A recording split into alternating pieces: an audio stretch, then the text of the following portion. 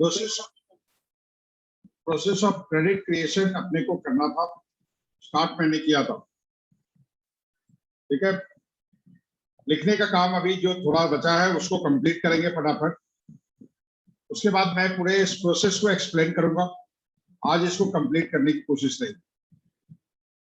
तो primary deposit, secondary deposit, ये कुछ टर्म्स है जिसको आपको ध्यान रखना है कि अगर इकोनॉमी में इसमें कुछ एजम्पशन यह है कि इकोनॉमी में एक ही बैंक है, जो स्टार्टिंग में ही बताया गया, the entire commercial banking system में एक ही बैंक है हमारा। फर्स्ट पॉइंट में एजम्पशन में पहले ही बताया गया। तो ये आपका प्राइमरी डिपॉजिट है, और फिर जो है वो सेकेंडरी और डेरिवेटिव डिपॉजिट। लिख लो, फिर एक साथ एक्सप्लेन करूंगा, थोड़ा फास्ट लिखिएगा। थर्ड पॉइंट,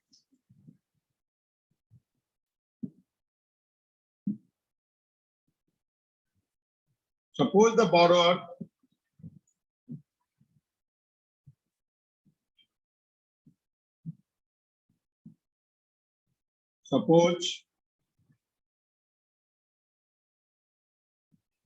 B, जो B को लेंड किया हमने मनी, है ना, while B will have a claim against 3,000. Suppose borrower B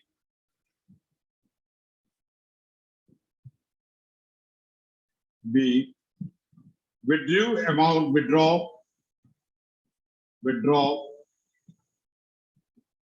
the entire amount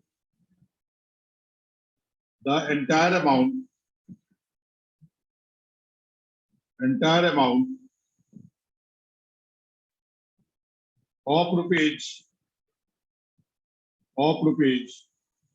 3,000 for making payments.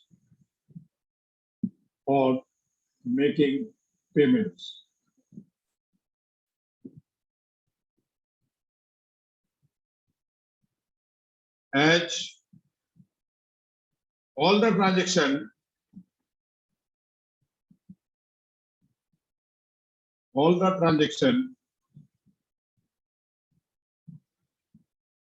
are routed through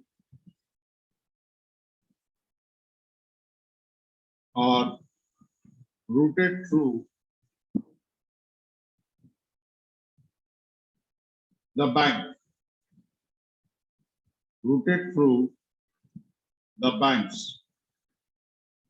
comma, the money spent by borrower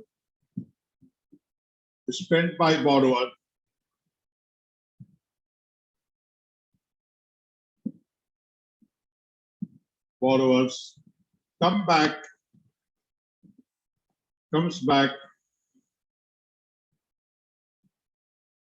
into the bank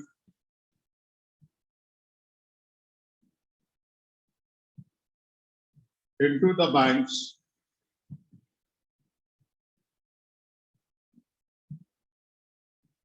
in the form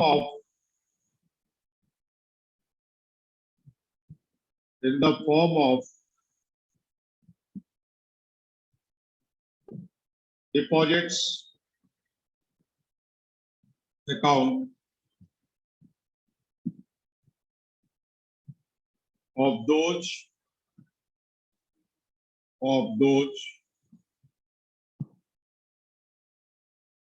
who have received this payment,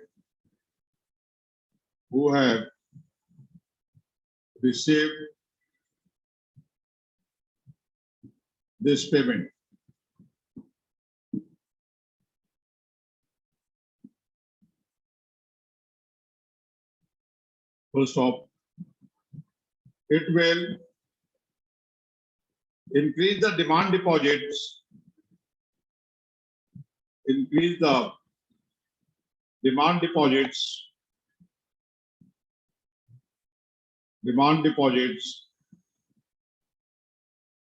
of bank by rupees 3,000.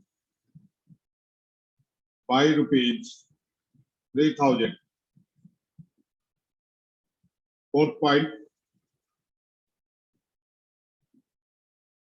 with new deposit of rupees 3,000,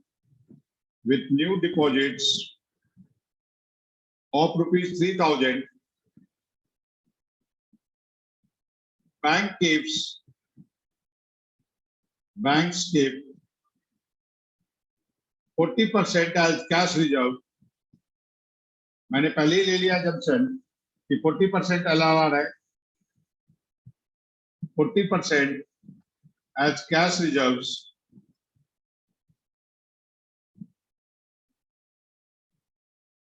and lend the balance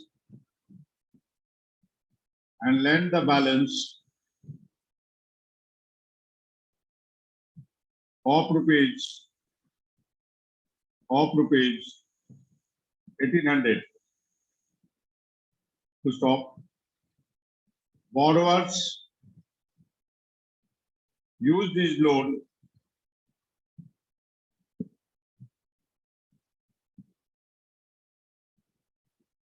for making payment.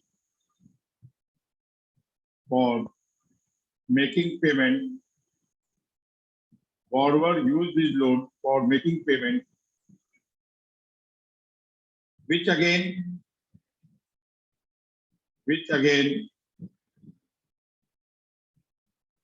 comes back into the account. Comes back into the account of those who receive the payment. Of those who receive the payment. Those who have received the payment.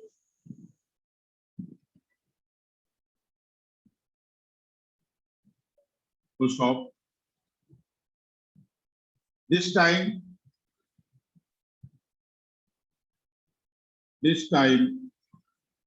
comma, bank deposits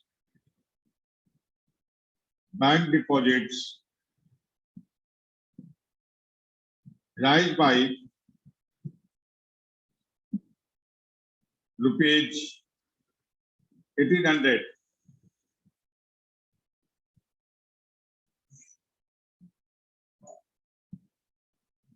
Fifth point, the deposit keeps on increasing. The deposits keeps on increasing in each round.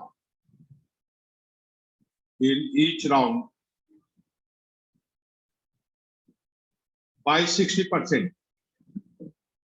By 60% of last round deposits.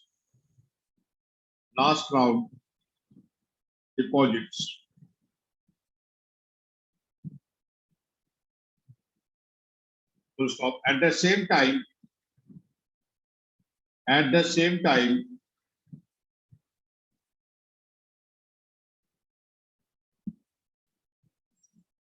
comma, cash reserves also goes on increasing.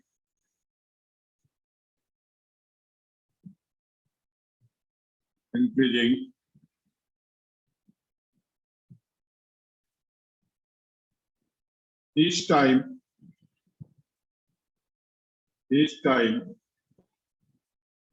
by 60% of the last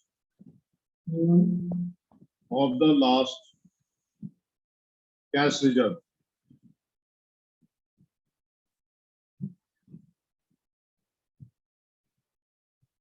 To stop. Deposits creation comes to an end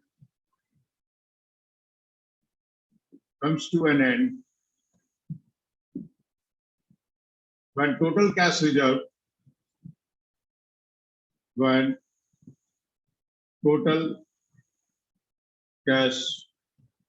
reserves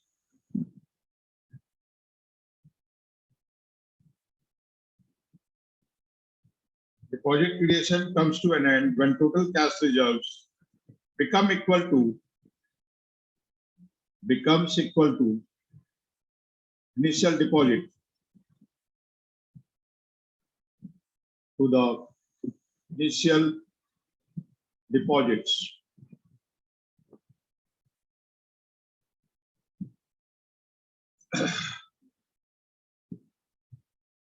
Refer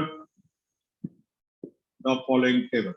ये जो सारी बातें जो मैंने लिखा है following table, ठीक है, अपने को पता है कि हमारे पास जो एग्जाम में इस बार आएगा वो एमसीक्यू आएगा, लेकिन वर्किंग आपको समझ में आ जाना चाहिए। एक बार आप लोग इसको ध्यान से पढ़िए, इसके बाद हम लोग इसके पीछे टेबल बनाएंगे। पहले आप लोग अपने बुक में जो 5 स्टेप मैंने लिखवाया है उसको एक बार रीड कीजिए, तब तक मैं ये टेबल बनाऊं, फिर उसके बाद ये टेबल नोट करेंगे।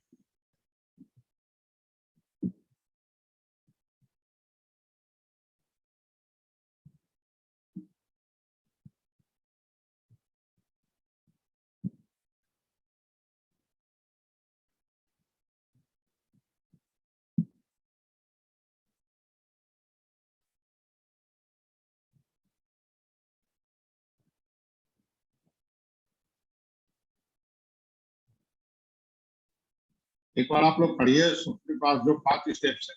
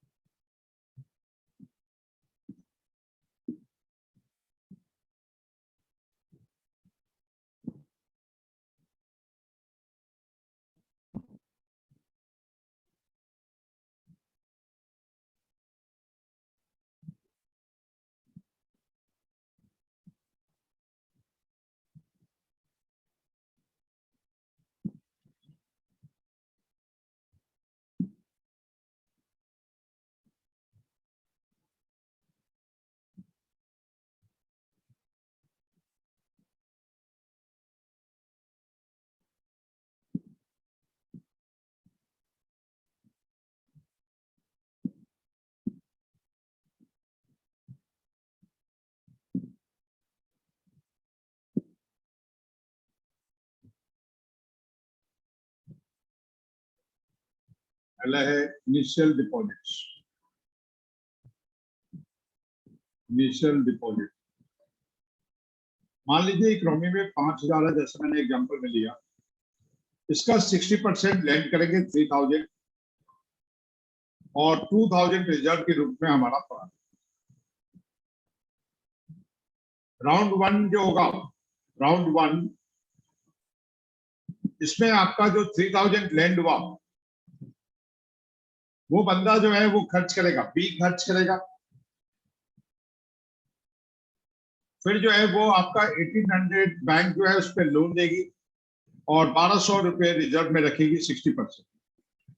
राउंड 2 में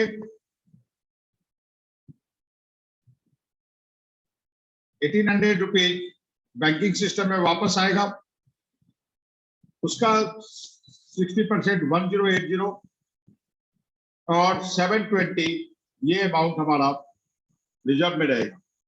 और ये प्रैक्टिस चलती रहेगी, ये प्रैक्टिस चलती रहेगी। राउंड एंड में भी इस तरह से चलेगा, एन नंबर ऑफ राउंड होगा, ये कुछ अमाउंट आएगा और टोटल राउंड एन है ये, टोटल जो है डिपॉजिट जो बैंकिंग सिस्टम में जनरेट होगी वो 12,500 होगा, जिसमें कि 7,500 इसका जो टोटल होगा 7,500 होगा।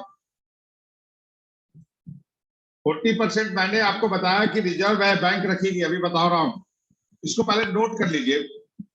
अब नोट कर लीजिए ये टेबल। नोट कर ले तो बताइए, फिर उसके बाद मैं एक्सप्लेन कर देता हूं।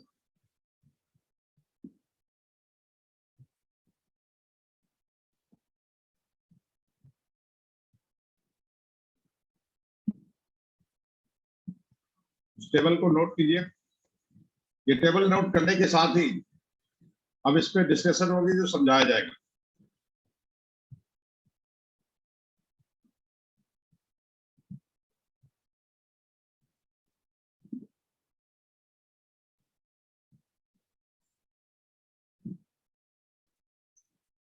इसी पे आपका आएगा credit multiplier.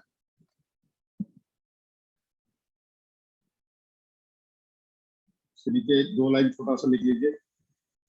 As seen in the table,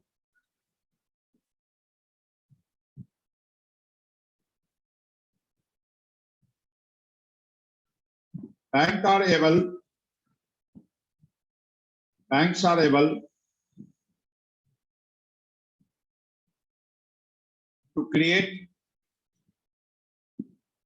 अब आप बोलोगे सर ये 12,500 कैसे है, न्यूमेरिकली मैं निकाल के दिखा दूंगा आप लोग को।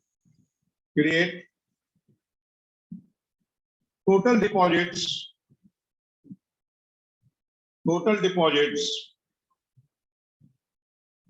of rupees 12,500 with the initial deposit of just rupees 5,000. Full stop. It means comma total deposits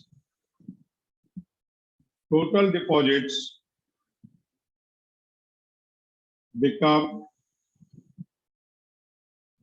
2.5 times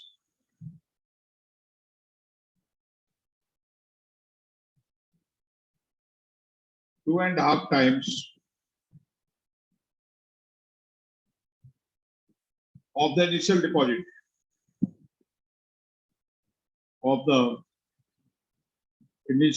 deposits।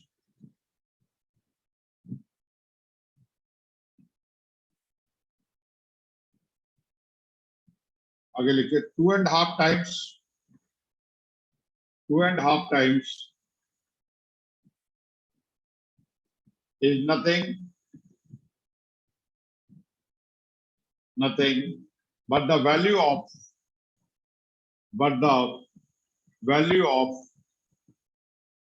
Credit multiplier. अभी क्रेडिट मल्टीप्लायर भी बाद में बात करूंगा, अभी पहले इसको समझ लेंगे, उसके बाद क्रेडिट मल्टीप्लायर की भी बात अलग से लिखवाऊंगा। अभी value of credit multiplier note कर ले तो बताइएगा।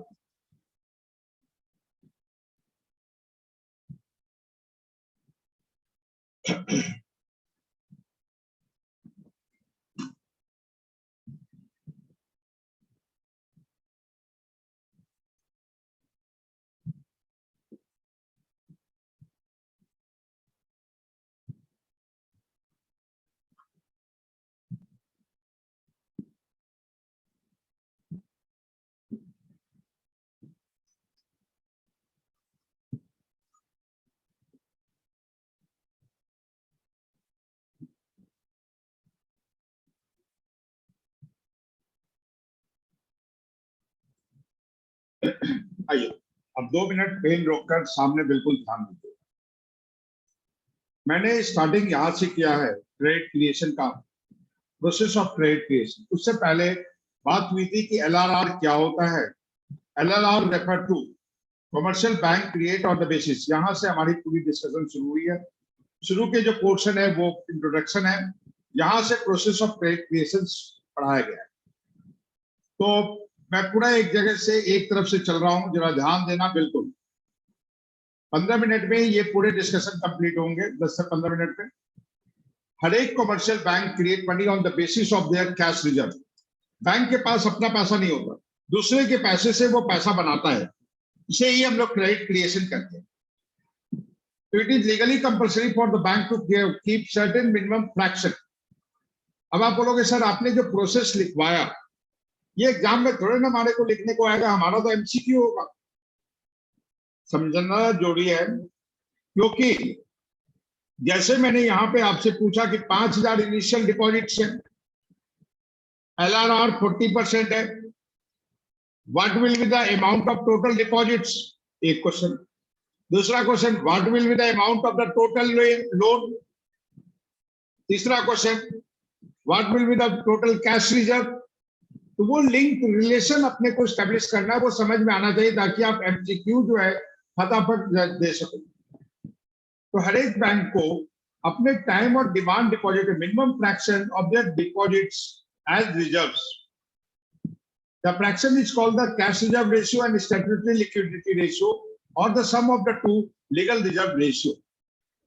नॉर्मली कैजुअली लोग CRR कहते हैं, SLR कहते हैं, इन दोनों को कलेक्टिवली करेंगे तो LRR कहते हैं, liquidity legal reserve ratio.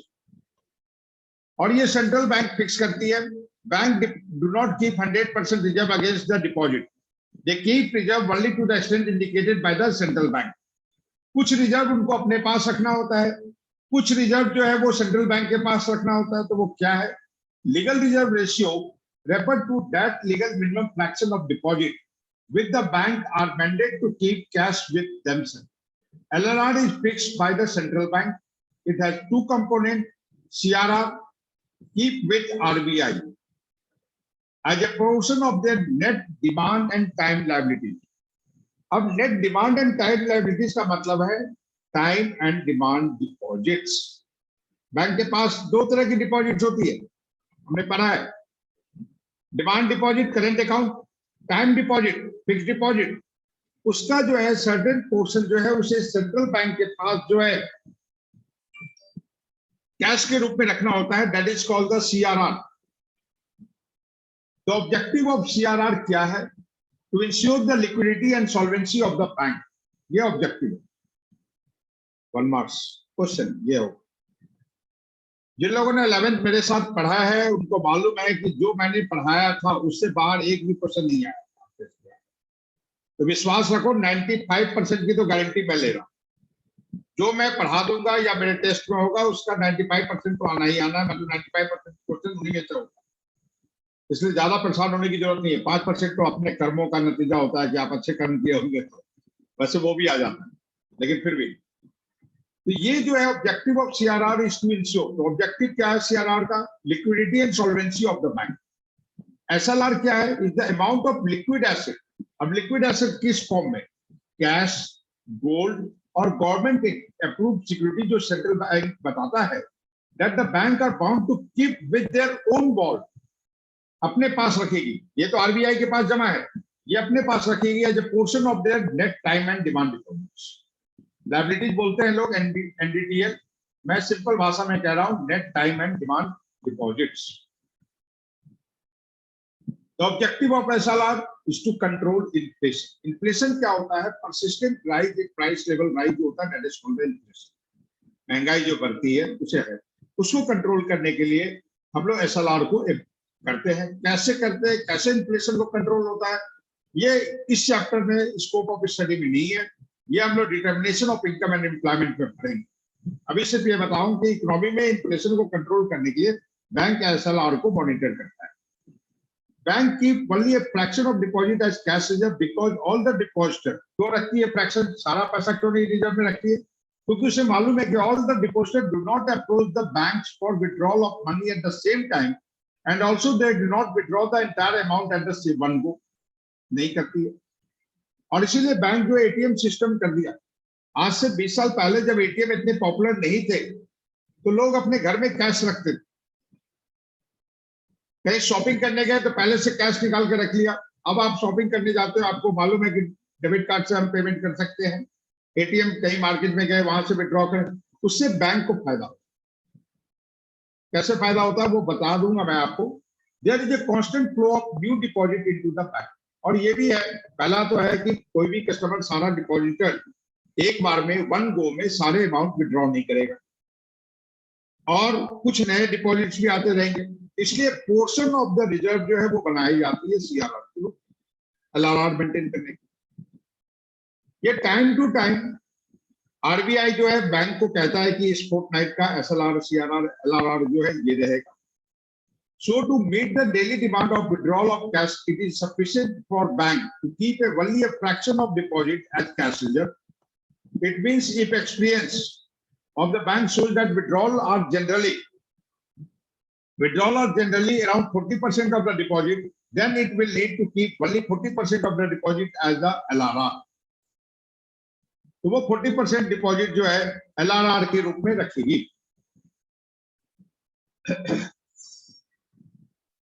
Monday को क्लास हमारी 8:30 बजे से शुरू होती है, कुछ बच्चे अभी आ रहे हैं। ये हमारी SLR की बात थी। अब जो है process of credit creation, credit creation का प्रोसेस क्या है, can be better understood by making the two assumptions. क्या दो एजम्पशंस है? The entire commercial banking system is one unit. Economy के अंदर जितने बैंक है उसको एक ही बैंक मान लो, and is termed as bank, single banking है। और all the receipts of payment in the economy are routed through the bank. सारे ट्रांजेक्शन जो है रिसीट्स ऑफ पेमेंट का वो बैंक के थ्रू होगी। अब इसके बाद जो है कि the process can be understood with the help of following example. Suppose initially amount deposited by a 5000, LRR 40%, bank required to keep only 20%, 40% रखना है तो 2000 रखेगी, 5000 का 40% cash reserve and left free to lend 3000 lend करेगी। Suppose bank ने lend किया 3000 to B, bank do not lend this money by giving amount in cash, बल्कि वो चेक देगी या आपके अकाउंट में जमा करेगी, आपका अकाउंट ओपन करेगी, उसमें डालेगी। दैनिश आप वेट कर लीजिए, समझ लीजिए, मैं बाद में आपको ऊपर का भी स्क्रॉल कर दूं। ठीक है, cash reserve and free to lend 3000। Suppose bank lend 3000, bank do not lend this money by giving amount in cash, rather they open the account in the name of borrower who are free to withdraw the amount whenever they like. This means that A will continue to have a claim against 5000 while B will have a claim of rupees 3000. The total demand deposit जो है economy के अंदर 8000 होगा। 5000 तो जो पहला ए के द्वारा और 3000 जो सेकेंडरी डिपॉजिट जिसे कहते हैं जो बैंक के सिस्टम से क्रिएट हुआ है, that is called the secondary deposit या derivative deposit. The bank has 5000 in cash against the claim of rupees 8000। 5000 cash है, क्लेम 8000 का है। ये चीज फिर ऐसे ही चलेगा। तो with the deposit of 3000 bank के 40% और ये प्रोसेस आपकी चलती रहेगी। तो ये प्रोसेस को जो है कि हमने यहाँ पे दिखाया कि इनिशियल डिपॉजिट जो है 5000 है, उसका जो है, अब इसको समझिए, 5000 है, बैंक क्या कर रही है, 5000 का 60% जो है वो लेंड करेगी और 40% ये हमारा 5000 का 40% जो है यहाँ पे रिजर्व के रूप में रखेगी और 5000 में से 2000 रिजर्व रखा तो 3000 लेंड करेगी। ये जो लेंड करेगा तो ये डिपॉजिट्स होगी बैंक में। 3000 का जो है 60% लेंड होगा और 3000 का 40% जो है वो आपका ये होगा। फिर 1800 ये आपका आएगा, इसका 1800 का 40% 720 और उसके आगे का मैंने नहीं किया क्योंकि उसके बाद तो टेबल नहीं। फिर तो ये होगा 1080 का 40%। ये प्रोसेस चलता रहेगा और बाकी जो बच जाएगा वो लैंड होगा, ये फिर आगे चलेगा। इस तरह ये प्रोसेस चलता रहेगा एन नंबर ऑफ टाइम्स। तो यहां पे जो है कि हमारा ये आगे बताया गया क्रेडिट मल्टीप्लायर। तो क्रेडिट मल्टीप्लायर क्या है, जिसे यहां पे मैंने लिखा क्रेडिट मल्टीप्लायर। तो क्रेडिट मल्टीप्लायर आगे लिखवा दूंगा, अभी लिखना नहीं है। आप पहले क्रेडिट मल्टीप्लायर देख लो। Multiplier is equal to 1/LRR। तो इस केस में LRR 40% है, 1/40%। तो 1/40% करोगे तो ये आपका 2.5 आ रहा है। मतलब क्रेडिट जितना डिपॉजिट्स है उसका 2.5 टाइम्स इकोनॉमी में डिपॉजिट क्रिएट होगा। तो आप देखिए 5,000 का 2.5 टाइम्स आपने ये कर दिया,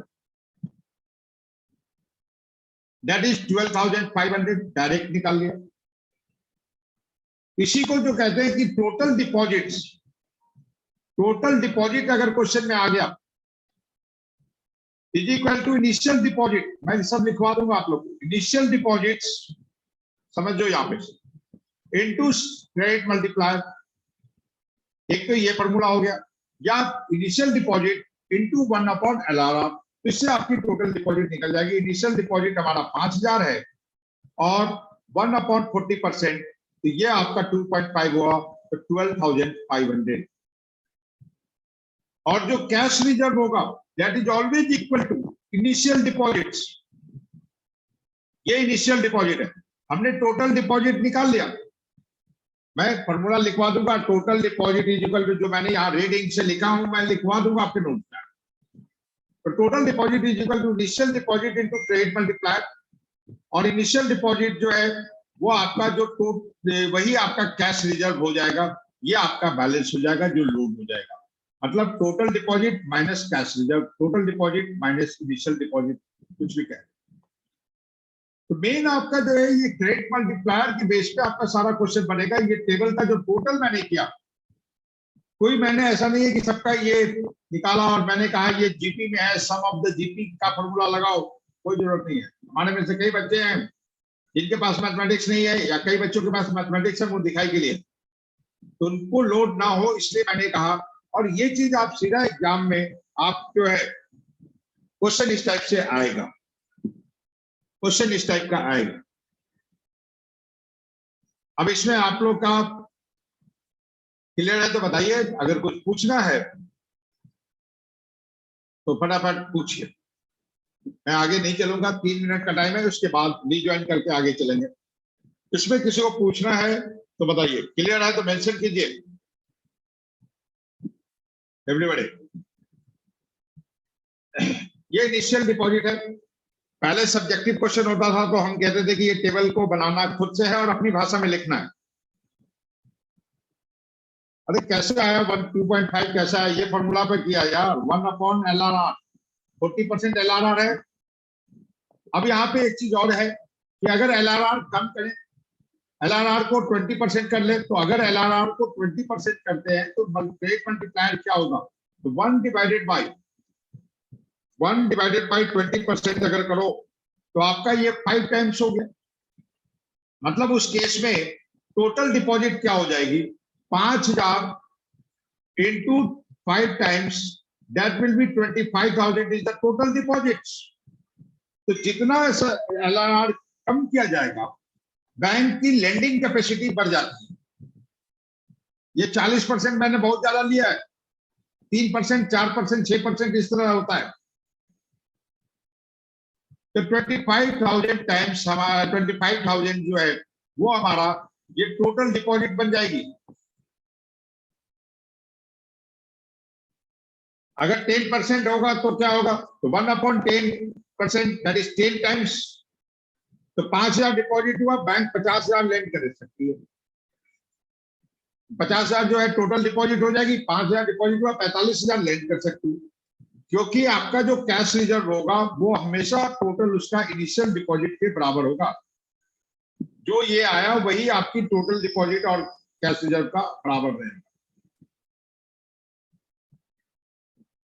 इसमें क्वेश्चंस बनेंगे, बिल्कुल आएंगे कि आपसे कभी टोटल डिपॉजिट मांग लेगा, लोन अमाउंट मांग देगा, या सीआरआर मांग देगा, या टोटल डिपॉजिट दिया रहेगा, एलआरआर दिया रहेगा, इनिशियल डिपॉजिट मांगेगा। समझ में आ रही बात? ये जो फॉर्मूला मैंने जो लिखा है इसी पे क्वेश्चंस आ जाएंगे। आपको टोटल डिपॉजिट दे दिया, क्रेडिट मल्टीप्लायर दे दिया, या एलआरआर दे दिया, और आपसे कहा कि what will be the amount of initial deposit. Simple arithmetic छोटा सा है।